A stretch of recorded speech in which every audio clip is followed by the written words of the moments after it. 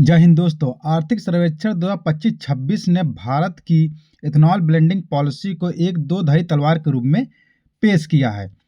एक तरफ यह ऊर्जा के क्षेत्र में आत्मनिर्भर बन रहा है, तो दूसरी तरफ कृषि और खाद्य सुरक्षा के लिए गंभीर चुनौती खड़ी कर रहा है। आर्थिक लाभ और ऊर्जा सुरक्षा। भारत अपनी तेल की जरूरतों का लगभग 85% आयात करता है। इथेनॉल ब्लेंडिंग ने इस निर्भरता को कम करने में बड़ी भूमिका निभाई है। विदेशी मुद्रा की भारी बचत। अगस्त 2025 तक 1.44 लाख करोड़ की बचत हुई है। यह पैसा देश के विकास कार्यों में इस्तेमाल किया जा सकता है। कच्चे तेल का विकल्प। अब तक लगभग 245 लाख मीट्रिक टन कच्चे तेल के आयात को इथेनॉल से क्या किया गया है, रिप्लेस किया जा चुका है। इससे क्या होगा, पेट्रोल में इथेनॉल मिलाने से कार्बन उत्सर्जन यानी CO2 कम होता है, जो भारत के नेट जीरो लक्ष्यों यानी कि 2070 तक भारत ने जो लक्ष्य रखा है कि 2070 तक नेट जीरो कार्बन इमिशन के लिए यह बहुत ही महत्वपूर्ण है। सर्वेक्षण ने सबसे बड़ी चुनौती इस मोर्चे पर दी है कि इथेनॉल बनाने के लिए पहले मुख्य रूप से गन्ने का उपयोग होता था, लेकिन अब मक्का और चावल का उपयोग बढ़ रहा है, जिससे खेती के पैटर्न में बदलाव हुआ है। किसान अब दालों और तिलहन के बजाय मक्का उगाने को प्राथमिकता दे रहे हैं, क्योंकि इथेनॉल कंपनियों से उन्हें सुनिश्चित बाजार और दाम मिल रहा है।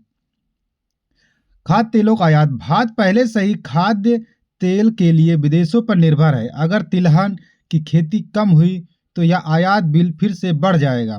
महंगाई का खतरा। मक्के का उपयोग पोल्ट्री फीडिंग यानी मुर्गियों का दाना और स्टार्च उद्योगों में भी होता है। इथेनॉल के लिए इसकी मांग बढ़ने से मांस, अंडे और अन्य खाद्य पदार्थों की कीमतें बढ़ सकती हैं।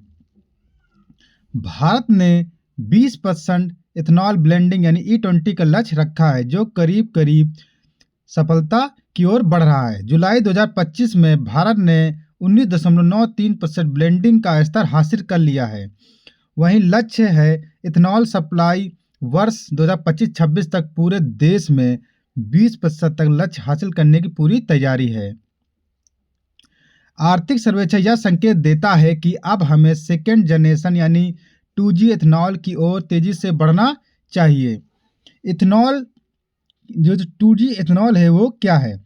यह अनाज और गन्ने के बजाय कृषि अवशेषों जैसे पराली, बांस और कचरा से बनाया जाता है। इससे खाद्य सुरक्षा पर कोई आंच नहीं आएगी और प्रदूषण भी कम होगा। इसका निष्कर्ष क्या निकलेगा? इथेनॉल नीति भारत के लिए गेम चेंजर रही है, लेकिन अब संतुलन बनाने का समय है। सरकार को यह सुनिश्चित करना होगा कि ईंधन की आत्मनिर्भरता कहीं थाली की सुरक्षा को खतरे में ना डाल दे।